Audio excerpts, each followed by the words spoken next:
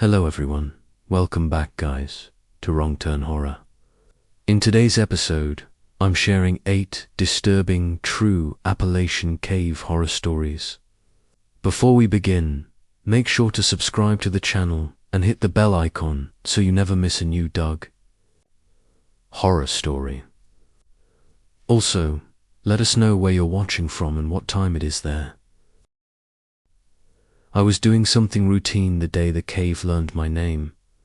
It was a night shift one of Maniat, a small communications relay station tucked deep in the Appalachian mountains of eastern Kentucky. I worked maintenance, which mostly meant sitting alone in a concrete building, monitoring equipment, and responding if alarms tripped. The job paid well because nobody wanted it. Long hours, no cell service, miles from the nearest town. Just forest, rock, and quiet. My name is Nathan Cole, and I have been working that station for nearly a year without incident. That night started like all the others. I brewed stale coffee, logged system checks, and stepped outside just after midnight to smoke. The moon hung low over the ridgeline, pale and thin, barely lighting the trees. That's when I heard it. A low sound, not loud, not sudden, a hum. It came from the hillside behind the station, where an old cave system ran beneath the rock. The cave wasn't officially mapped to unstable. They said, but everyone knew it was there. I'd heard water moving through it before. Wind, too. This sound wasn't either of those. It was steady, measured, almost thoughtful. I stood there longer than I should have, cigarette burning down to the filter as I listened. The hum rose and fell slowly, like breathing, but layered with something else. A faint rhythm, almost like speech stretched too thin to understand. I told myself it was equipment vibration. The station was old. Everything rattled if you listened long enough. But then the hum changed. It stopped, and something answered it. From inside the cave, a knock, single, sharp, stone on stone. I felt it in my chest more than I heard it. This is where everything changed. I went back inside, heart thudding harder than it should have, and checked the monitors. All systems normal. No seismic activity. No pressure changes. Nothing that explained what I'd heard. I tried to shake it off, telling myself isolation messes with your head. The knock came again, closer this time. It echoed through the concrete. Floor beneath my boots. I grabbed my flashlight and stepped outside, calling out before I could stop myself. Hello! The word bounced off the hillside and disappeared. Then it came back. Nathan. My name, spoken softly, carefully, as if whoever or whatever said it was trying not to make a mistake. I didn't understand it then, but I do now. I backed toward the station door, pulse hammering, telling myself someone had to be messing with me, maybe another worker, maybe locals, but I knew the schedule. I was alone for miles. The hum returned, louder now, joined by faint vibrations that made the ground shiver under my feet. The cave entrance, just a dark crease in the rocks, seemed deeper somehow, wider than it had been before, and from inside it came a sound that made my stomach drop, my voice not echoing. Speaking, I'm here, it said. You can come closer. I slammed the door and locked it, heart racing, hand shaking so badly I almost dropped the flashlight. I sat at the desk, staring at the door, listening as the hum seeped through the walls. The equipment began to act strangely, meters flickering, audio channels filling with static that pulsed in rhythm with the sound. Outside, then words began to form in the noise. Not clearly, not all at once, fragments. Heard you every night. Said, my name first. So lonely down here. But what happens next is far worse. The power cut out. Emergency lights kicked on, bathing the room in dim red glow. The hum stopped instantly, replaced by silence so complete it hurt my ears. I stood there, frozen. When the knock came, again this time from beneath the floor, directly under my feet, the concrete cracked with a dull pop. Hairline fractures spreading outward in thin lines. Dust sifted up through them as something pressed. From below, Nathan, the voice said again. We practiced. The floor gave way. I fell. Not far, maybe 6 or 7 feet, but hard enough to knock the air from my lungs.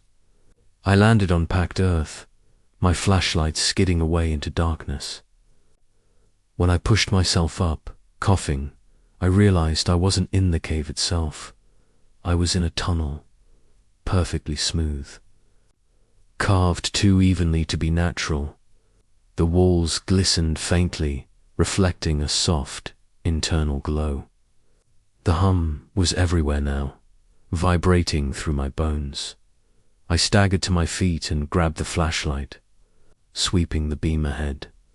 Names covered the walls, hundreds of them, carved, etched, pressed into the stone as if the rock had softened to receive them. Some were deep and clean. Others were shallow, shaky, overlapping. I saw dates beside many of them. Then I saw mine, fresh, still forming. This is where everything changed again. The tunnel sloped downward, and despite everything screaming at me to run back the way I came, my feet moved forward. The air grew warmer, thicker. The hum resolved into something clearer. Now voices layered together, speaking in careful unison. They were practicing, learning. At the bottom of the slope, the tunnel opened into a massive chamber. The ceiling disappeared into darkness, and the walls pulsed faintly, like a living thing. At the center of the chamber stood a column of stone, and embedded within it were people, or what was left of them, men and women fused into the rock, their faces partially formed, mouths opening and closing as they whispered names. Their eyes glowed faintly, each in a different color, each fixed on me. One of them moved. His head turned with a sickening crack of stone, and he looked straight at me. Say it again, he begged. Say my name. I realized then what the cave was doing. It wasn't just copying voices, it was collecting them, building itself out of sound. Memory, identity, every name spoken inside it became a door. But what happens next is far worse. The chamber began to resonate, the hum rising in pitch until it felt like my skull would split. The column cracked, pieces of stone falling away to reveal a hollow center filled with darkness that moved. The cave inhaled. I felt the pull immediately here, rushing past me toward the center, dragging dust, pebbles, sound itself along with it. Voices screamed as they were pulled free of the stone, stretched into long, warping echoes that dissolved into the dark. My name echoed loudest of all. I screamed not my name, but anything else random words, nonsense, anything to drown it out. I covered my mouth, bit my tongue until I tasted blood, and clawed my way backward as the tunnel behind me began to collapse. Stone scraped skin, my flashlight shattered. The hum fractured into chaotic noise as the cave convulsed. I don't remember climbing out. I woke up on the forest floor at dawn. The relay station intact above me, the ground beneath it solid concrete again.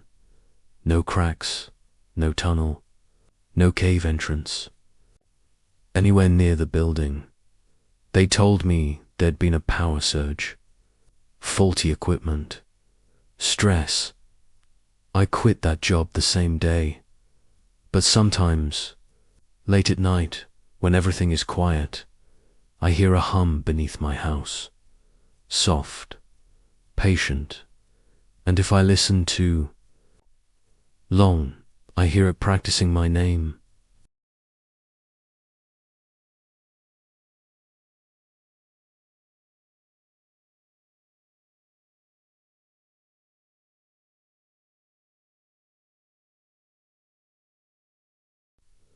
I was doing something normal the day I found the map. It was a slow afternoon in late summer, the kind where heat settles heavy over the Appalachian foothills and makes everything feel drowsy. I worked part-time at a county records office in rural eastern Ohio, and part of my job involved sorting through donated materials, old land deeds, survey notes, journals, and boxes of forgotten papers people didn't want anymore. Most of it was boring. That day should have been no different. My name is Andrew Colson, and I've always liked old things. There's something comforting about paper that's survived longer than people. So when I opened a battered cardboard box labeled simply maps, I didn't expect anything unusual. That changed when I unfolded the last one. It was hand-drawn, yellowed with age, and far more detailed than anything else in the box. Contour lines etched carefully in ink, notes scribbled in the margins, and at the center of it all, circled in red, were 3 words written in shaky handwriting. Do not go. Deed said the map showed a section of land just across the border in West Virginia, an area I recognized immediately. I'd hiked there dozens of times growing up. There were caves in that region, unregulated ones locals warned people about but never officially marked. According to the map, one of those caves led somewhere much farther than it should have. Curiosity gnawed at me all afternoon. I told myself I was just interested academically.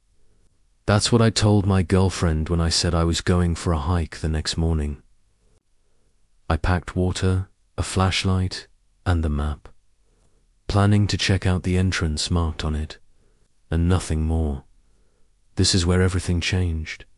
The trailhead wasn't on any official map, just a narrow dirt pull-off and a faint path disappearing into thick trees. The woods were silent as I walked, the air heavy and still. After about half an hour, I found it the cave entrance sketched on the map.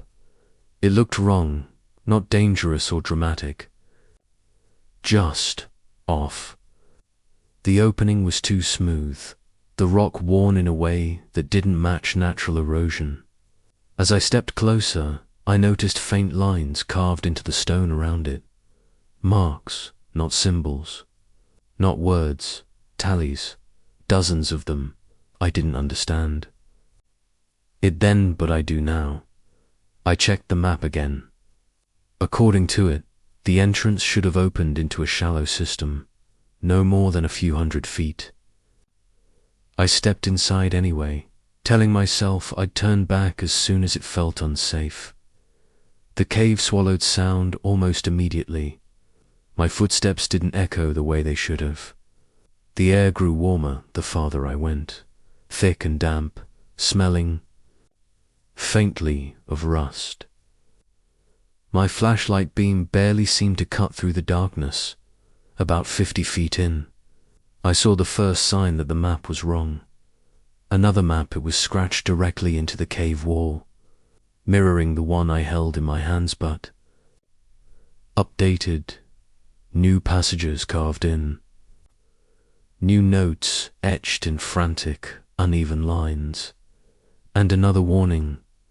Turned back, now he hesitated, heart pounding, every instinct telling me to leave. But then I noticed something that made my blood run cold. The handwriting on the wall matched my own. But what happens next is far worse. The passage sloped downward at an angle I hadn't noticed before. The walls pressed closer, forcing me to hunch as I moved. I began to feel watched, not from ahead or behind, but from all around me, as if the stone itself was aware of my presence. I heard footsteps, not echoing mine, matching them. I stopped. They stopped. I started again. So did they. I spun around, flashlights sweeping wildly, but the tunnel behind me was empty, smooth, untouched, no footprints. The map in my hand grew warm. I looked down and saw new lines forming on the paper, ink bleeding slowly as if drawn by an invisible pen. A dot appeared, moving steadily along one of the passages, tracking me. The cave forked ahead, splitting into 3 tunnels. The map showed only one. As I stood there, frozen, the dot on the map paused, then slid into the left passage. A whisper drifted through the cave. Follow it. I shook my head, backing away, but the tunnel behind me had narrowed, the ceiling lowering until I could feel cold stone brushing my helmet. Panic surged through me as I realized the cave was changing. I didn't understand it then, but I do now. The map wasn't guiding me, it was recording me. I chose the right passage and ran. The floor dipped sharply, and I slid, scraping my hands and knees raw as I struggled to stay upright. The walls around me began to shift, lines appearing and disappearing as if the cave was redrawing itself in real time. But what happens next is far worse. I burst into a wide chamber and skidded to a stop. The walls were covered in maps, hundreds of them etched, painted, scratched into the stone. Some were neat and careful, others were chaotic, overlapping, torn through as if the person making them had lost control. All of them ended the same. A blank space, no exit, in the center of the chamber stood a figure hunched over the ground, scratching furiously at the stone. I called out, my voice echoing weakly. The figure turned slowly. It was me, or something wearing my shape. Its face was gaunt, eyes hollow, skin grey and cracked like old paper. It held a piece of stone in its hand, dragging it across the floor. To draw another map. I almost finished, it said, not looking at me. You're right on time. The walls trembled as the figure pointed to an empty section of stone. Your turn. The cave began to close in, the chamber shrinking, the maps overlapping, consuming one another. I felt pressure build in my head. Images flashing through my mine years spent underground, mapping endlessly, never finding an exit. I screamed and tore the map in my hands in half. The cave screamed back. Stone split and cracked as the chamber convulsed, passages collapsing and reforming in violent bursts. I ran blindly, following rushing air, my flashlight flickering violently until it finally went out. I don't remember how I got out. I woke up on the forest floor hours later. The cave entrance sealed behind me, smooth and unmarked. The map was gone. No papers. No drawings. I never went back. But sometimes, When I close my eyes, I see lines forming in the dark, passages branching, tallies being marked, and I know the cave is still mapping me, waiting for me to get lost again.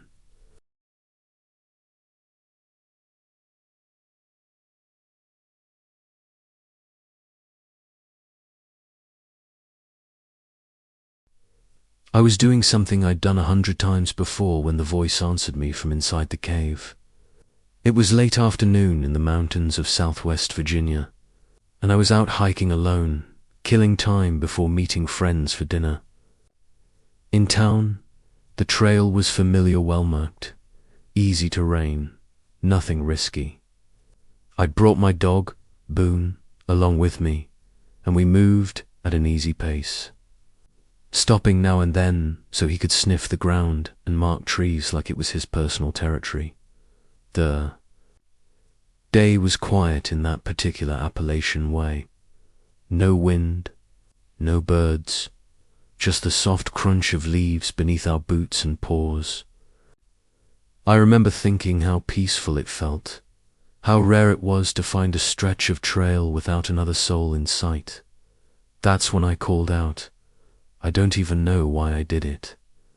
I'd reached a rocky overlook where the trail narrowed, and below it, carved into the hillside, was a shallow cave opening. I'd passed it plenty of times before. Locals called it a breather, one of those small openings that let cool air escape from deeper systems below. I leaned over the edge and jokingly shouted, "Hello!" The word echoed once, then it echoed again, but the second echo wasn't mine. It came back slower, deeper, shaped by a throat that wasn't mine at all. "Hello." Boone stopped instantly, ears flat, tail tucked tight against his belly.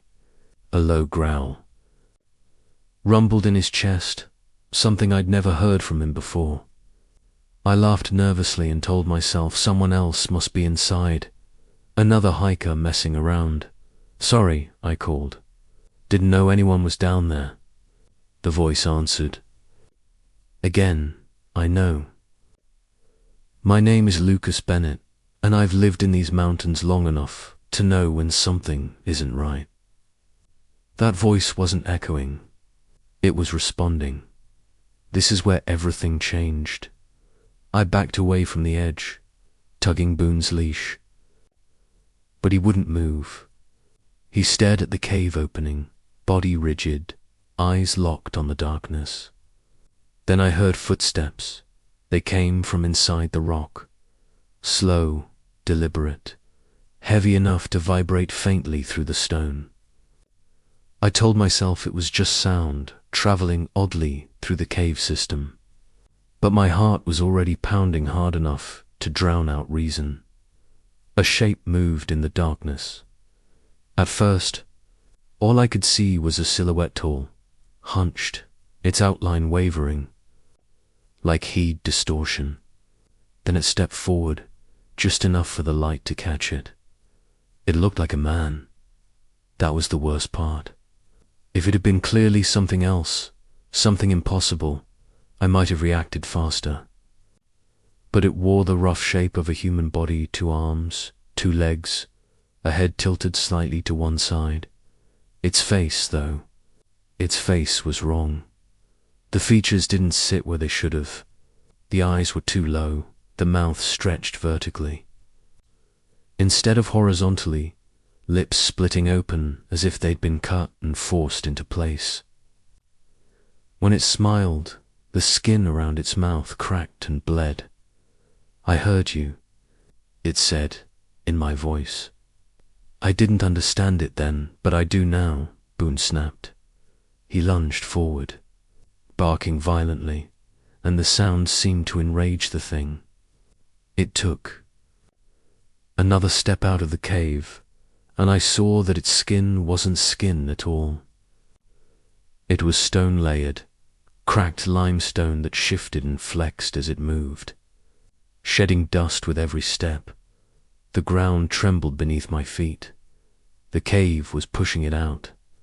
I yanked Boone back and ran, not even checking if it was following. The trail felt longer than it ever had, twisting and sloping in ways I didn't recognize. Boone Winden struggled beside me, glancing back again and again. But what happens next is far worse. The voice followed us, not shouting, not calling, not talking. It spoke calmly, casually, recounting details of my life I had never told anyone. My job, the way my mother used to hum while cooking, the scar on my knee from falling off a bike when I was 8. I remember, it said, "Softly, you told me." I hadn't. The trail ended abruptly at a fork. I didn't remember being there. I skidded to a stop, heart racing, trying to decide which way to go. Boone planted his feet and refused to move, staring down the left path. The footsteps were closer now.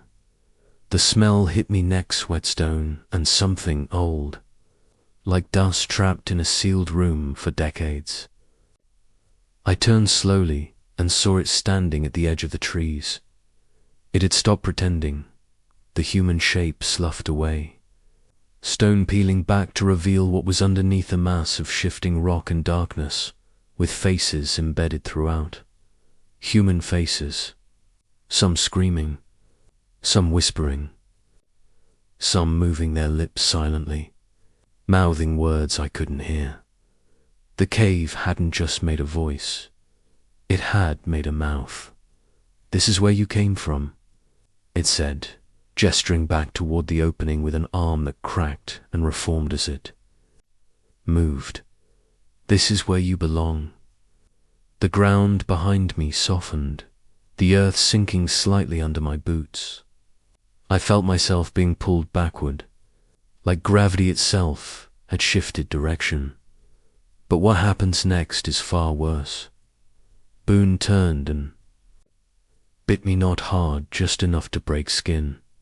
The pain snapped me back into my body, and I screamed, lunging forward with everything I had. Boone bolted, dragging me down the right path as the earth behind us collapsed inward, forming a shallow sinkhole that swallowed leaves, dirt, and stone. The thing roared not with sound, but with pressure. The air around us compressed my ears, ringing as if I were underwater. I didn't look back. I didn't stop running until the trail spit us out into a crowded parking lot, full of cars and voices and life. The sound stopped instantly. I reported it, of course. Rangers searched the area. They found the cave, but it was shallow, no more than 10 feet deep. No signs of collapse.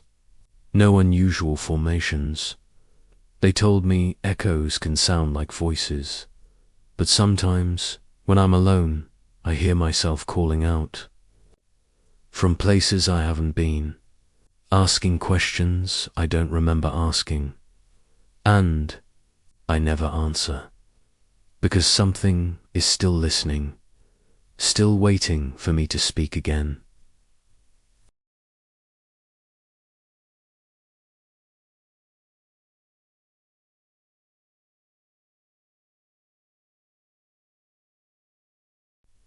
I was doing something routine when I first heard the knocking, something so ordinary I almost ignored it. I'd taken a weekend job cleaning rental cabins near the edge of the Danube-Boone National Forest in eastern Kentucky. It was late autumn, tourist season winding down, and my job that evening was simple: finish cleaning, lock up, and drive home before dark. I remember humming to myself as I wiped down countertops, thinking about what I'd cook for dinner once I got back. The knocking didn't sound loud at first. It was so faint I thought it was my own heartbeat in my ears. A dull, hollow sound, spaced out evenly. Knock, knock, knock. It seemed to come from beneath the floorboards, I froze, holding my breath, listening. The cabin sat near a known cave system, nothing major. Just shallow tourist caves sealed off decades ago. I told myself it was probably the pipes settling, or an animal burrowing under the foundation. Still, the rhythm bothered me. It was too deliberate, too patient. My name is Rachel Henson, and I've lived in the Appalachians my entire life. I know the difference between natural sounds and something pretending to be natural. That knocking wasn't random. It started again as I locked the front door. Knock, knock, knock. This is where everything changed. I followed the sound outside. Flashlight in hand, circling the cabin toward the back where the land dipped sharply into the trees. The knocking grew louder with every step, echoing faintly through the ground beneath my boots. That's when I noticed the stone outcropping behind the cabin, jagged limestone half covered in moss. Something I'd walked past dozens of times. Without a second thought, the knocking was coming from inside the rock. I pressed my ear to the stone, and the sound stopped instantly, as if whatever was making it knew I was listening. For a moment, there was nothing but silence. Then a voice whispered through the rock, low and muffled. "Help me." I stumbled back, heart slamming against my ribs. The voice sounded close and unmistakably human. I called out, asking if someone was trapped, if they needed help. The only response was another knock, this one harder, vibrating through the stone and into my bones. I didn't understand it then, but I do now. There was a narrow crack at the base of the outcropping, hidden by fallen leaves. I knelt and shined my flashlight inside. The beam revealed a sloping tunnel descending into darkness, air spilling out of it in slow, warm breaths. That smell hit me, immediately damp. Earth mixed with copper and rot. I should have called for help. I should have left. But the voice came again, clearer now. "Please. I'm running out of time." I squeezed into the opening, telling myself I'd only go far enough to confirm someone was really down there. The tunnel widened slightly, the walls slick with moisture, my flashlight beam catching strange scratches etched into the stone. Long, uneven grooves, like fingernails dragged over rock, again and again. The knocking followed me as I moved deeper, echoing from all directions now, impossible to pinpoint. Each step felt heavier, like the cave was resisting me, pulling at my thoughts, dulling my sense of time. But what happens next is far worse. The tunnel opened into a small chamber, and my light revealed something that made my stomach drop. The walls were covered in names, hundreds of them. Some carved deep, others scratched hastily, overlapping, desperate. Dates followed many of them, spanning decades. I recognized one, a woman named Laura. McBride had gone missing from these woods 12 years earlier. Her name was carved right. In front of me, the knocking grew frantic, pounding through the chamber, and then the stone wall across from me bulged outward. It rippled like water, cracking and reforming, until a hand pushed through, human, pale, trembling. Then another. A face followed, stretched and distorted, eyes sunken, mouth frozen in a silent scream. It wasn't Laura. It was a man I'd never seen before, his body fused halfway into the stone, chest heaving as if he were drowning. His lips moved, forming words I could barely hear over the pounding. "It won't let me go." The cave shuddered violently, dust raining from the ceiling. The man's eyes snapped toward me, wide with terror. You shouldn't have answered. He whispered. The wall behind him split open. Something moved inside. I don't have the words to fully describe it. It wasn't a creature in the way people imagine monsters.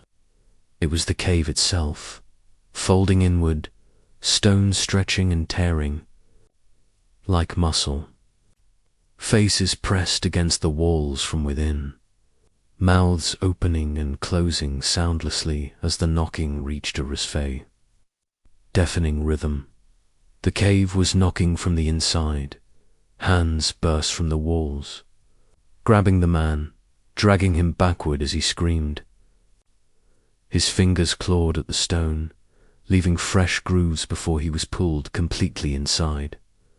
The wall ceiling behind him like it had never been disturbed. Then the knocking stopped. The silence that followed was worse. I turned to run, but the tunnel behind me had narrowed, the ceiling lowering inch by inch. The air felt thick, crushing, and the walls pulsed gently, like a slow heartbeat.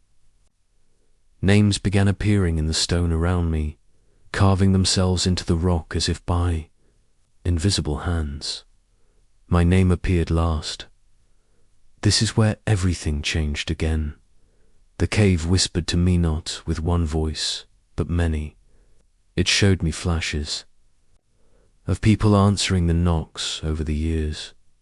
Curious hikers, searchers, locals who thought someone needed help.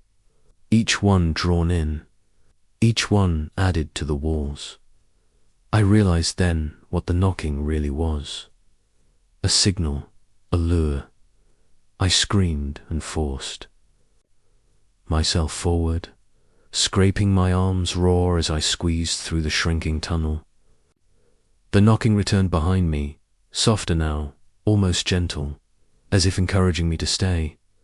But what happens next is far worse than anything I could have imagined.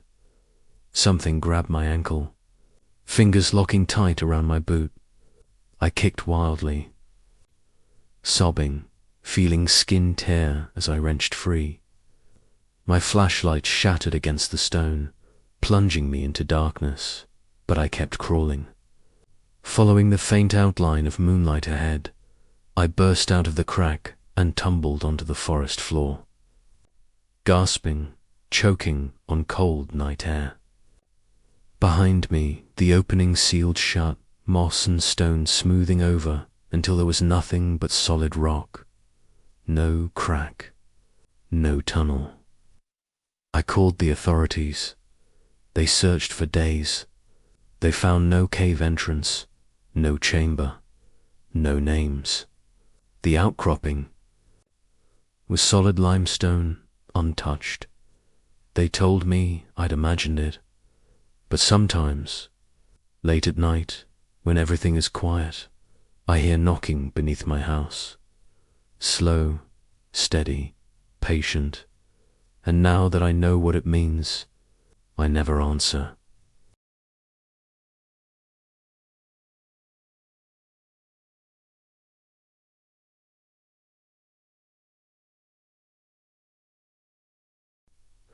I was doing something I'd done dozens of times before when the cave started counting me. That morning began like any other workday, with my alarm going off at 5:30 a.m. and the dull ache of routine settling into my bones.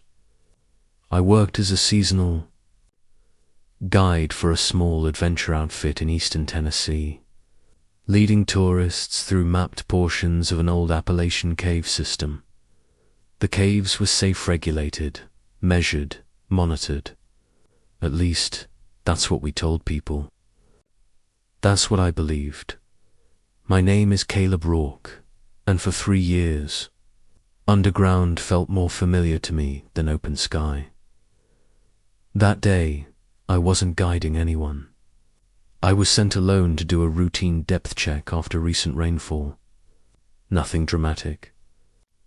Just confirm marker placements, note moisture levels, and be out before noon. I parked near the tree line, grabbed my helmet and headlamp, and followed the familiar path to the service entrance we used for maintenance.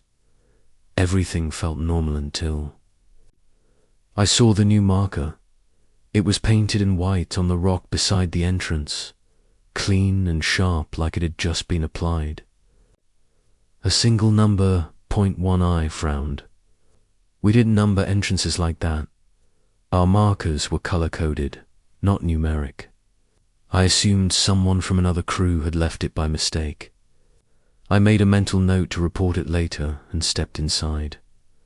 The air was cool and dry, the smell of limestone and damp soil wrapping around me like it always did.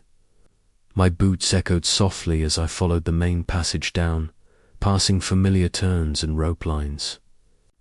About 50 yards in, my headlamp caught another marking on the wall. 2, same paint, same size. My stomach tightened just a little. I stopped and looked around, checking my map. According to it, there shouldn't have been any markings here at all. Still, caves attract vandals. I told myself that was all it was. I kept going. This is where everything changed. The next marker wasn't near the floor or ceiling like the others. It was painted directly at eye level. 3. The tunnel narrowed after that, forcing me to turn sideways. I'd been through this section dozens of times, but it felt tighter now. The walls closer, the ceiling lower. My breathing sounded too loud in my helmet, echoing strangely, like the cave was answering me. Then I noticed something else. The cave was quieter. No water drips, no distant air movement, just my footsteps and my breath. I checked my depth gauge.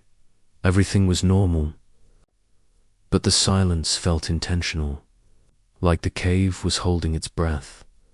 I didn't understand it then, but I do now. Marker 4 was scratched instead of painted, carved directly into the stone. The edges were rough, uneven, like it had been done with bare fingers or broken rock. The tunnel beyond sloped downward at an angle I didn't recognize. I stopped walking. According to the map, there was no downward slope here. The cave should have leveled out. I turned around to head back, and that's when I saw 5 painted on the wall behind me. It hadn't been there before. My pulse spiked. I told myself I must have missed it earlier. Caves play tricks on your perception. That's what training teaches you. I forced myself to breathe and continued forward, telling myself I'd loop around to a known chamber soon. But what happens next is far worse. Marker 6 was written in something dark and smeared. I leaned closer, my headlamp illuminating it clearly. It wasn't paint. It was dried blood. The smell hit me, then metallic and sour, mixing with the damp air until it made my eyes water. I wiped my glove on my pants, suddenly aware of how alone I was. No radio signal, no backup, just stone in every direction. The passage opened into a chamber I had never seen before. That alone should have been impossible.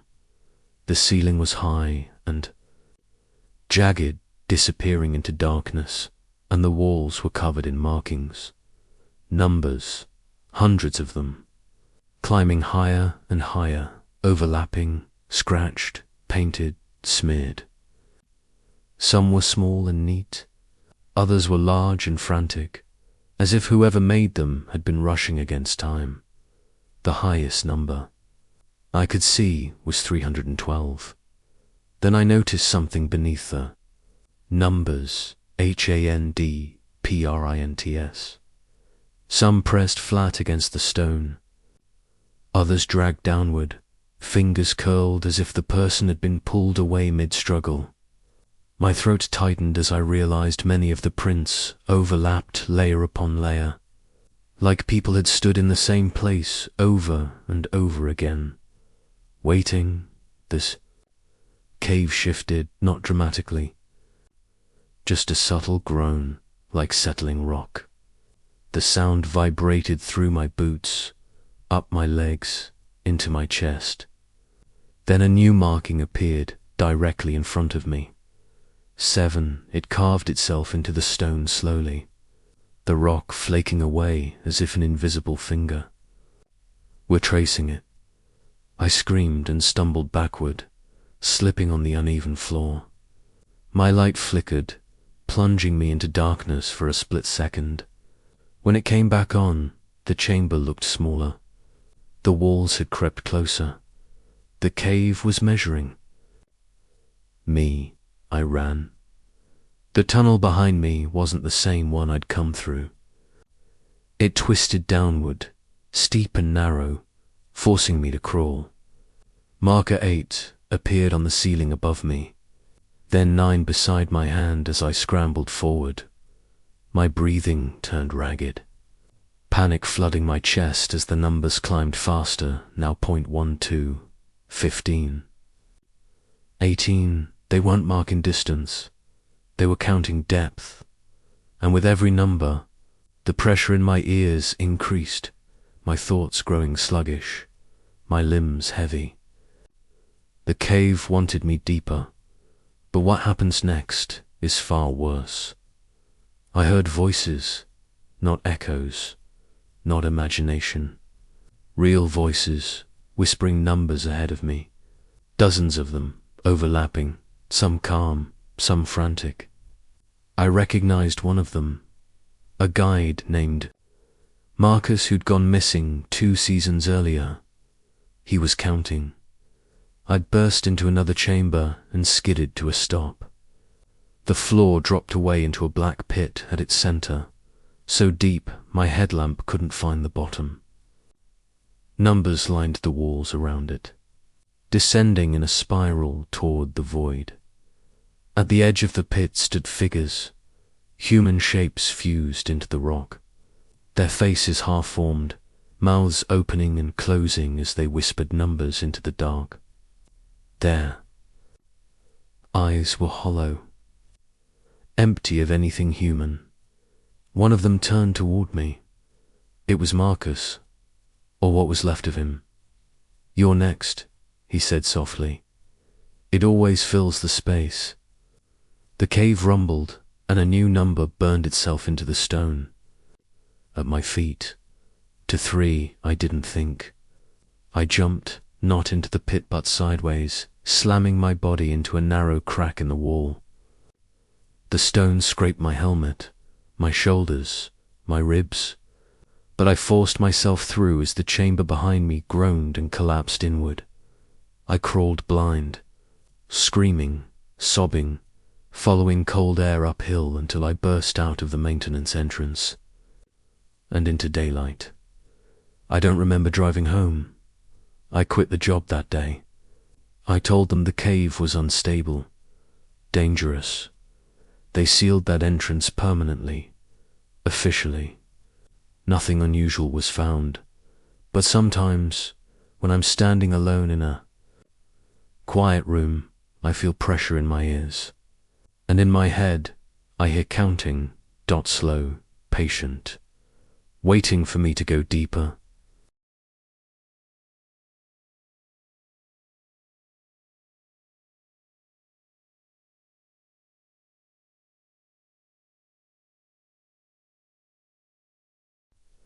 I was doing something completely ordinary the day I learned the caves were not empty.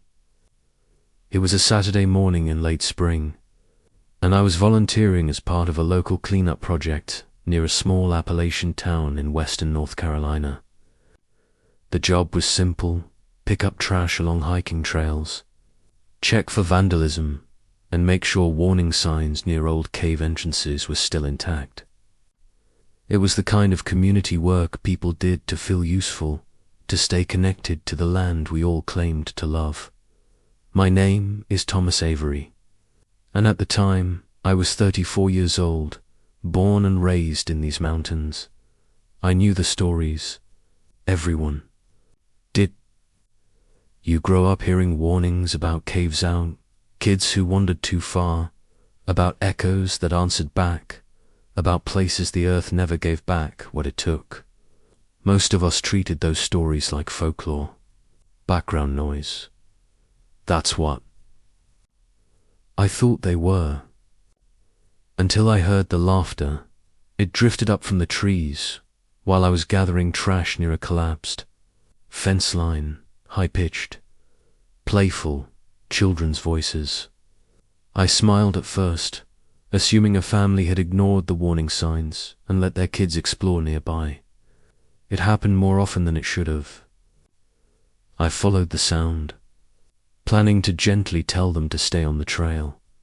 But the laughter didn't move. It stayed in one place, echoing faintly as if bouncing off stone. That's when I saw the cave. It wasn't marked on the trail map. A low, wide opening at the base of a limestone ridge, partially hidden by brush and vines. The warning sign beside it had been torn down and tossed aside, rusted and bent like someone hadn't wanted it there. The laughter came from inside. This is where everything changed. I called out, telling the kids to come back out, that the cave wasn't safe. My voice echoed strangely, bending and warping before disappearing into the darkness. The laughter stopped abruptly, replaced by silence so thick it pressed against my ears. Then a small voice answered, "Come, see." I didn't understand it then, but I do now. I stepped closer, shining my flashlight inside. The beam revealed a gently sloping tunnel, wide enough for someone to walk without ducking. The air that flowed out was warm and damp, carrying a smell like old pennies and wet earth. I called out again, asking where their parents were. A child stepped into the light. He looked about 8 years old, barefoot, dirt smeared on his knees. He smiled at me, but something about it felt wrong. His eyes were too dark, reflecting no light at all. "There's more of us," he said. "We're playing." My stomach tightened. I asked him how long they'd been down there. He tilted his head, thinking. "A long time," he said. "But it doesn't feel like it." More shapes moved behind him. Children, boys and girls of different ages. All pale, all barefoot, watching me silently from the edge of my flashlight's glow. None of them blinked. I told them to come out immediately. I told them their parents would be worried. They didn't move. Instead, one of the girls stepped forward and pointed deeper into the cave. "They're waiting," she said. "But what happens next is far worse." I followed them inside. I don't know why. Every instinct told me not to, but the cave felt inviting. The walls were smooth, the floor dry, and the deeper we went, the quieter the world above became. My phone lost signal within seconds. The laughter returned, echoing ahead of me, guiding me forward. The tunnel opened into a wide chamber illuminated by a faint, natural glow I couldn't identify. The light seemed to come from the walls themselves, soft and pulsing like embers beneath stone. That's when I saw the drawings. They covered every surface. Childlike sketches scratched into the rock houses. Trees, stick figures holding hands. Some showed families standing at the mouth of the cave, waving. Others showed the same figures inside, surrounded by darkness. Dates were carved beside many of them, stretching back decades. I recognized one of the names written in careful letters, Emily. Carter, she'd gone missing in this county 26 years earlier. I remembered her face from old posters still tacked up in gas stations. I turned to the children behind me, my voice shaking as I asked them who they were. The boy smiled wider. "We live here," he said. "It keeps us." The wall shuddered slightly, and I felt it beneath my feet, a slow, rhythmic vibration, like a heartbeat. I realized then that none of the children cast shadows. This is where everything truly changed. The chamber extended farther than my light should have allowed, revealing dozens more figures embedded in the walls. Children fused into the stone, their faces frozen mid-laugh, mid-cry, eyes hollow and glowing faintly. Some looked ancient, their features worn smooth by time. Others looked recent, too recent. The children around me began to hum softly, a tuneless melody that made my head ache. The sound reverberated through the chamber, and the walls responded, pulsing brighter with each note. I backed away, heart pounding, but the tunnel behind me had narrowed. The children stepped closer, surrounding me.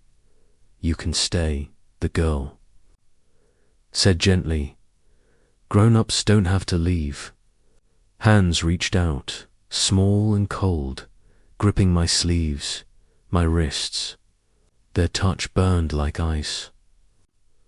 I screamed and tried to pull free, but the humming grew louder, pressing into my skull, slowing my thoughts. But what happens next is far worse. The cave spoke, not with words, but with memories.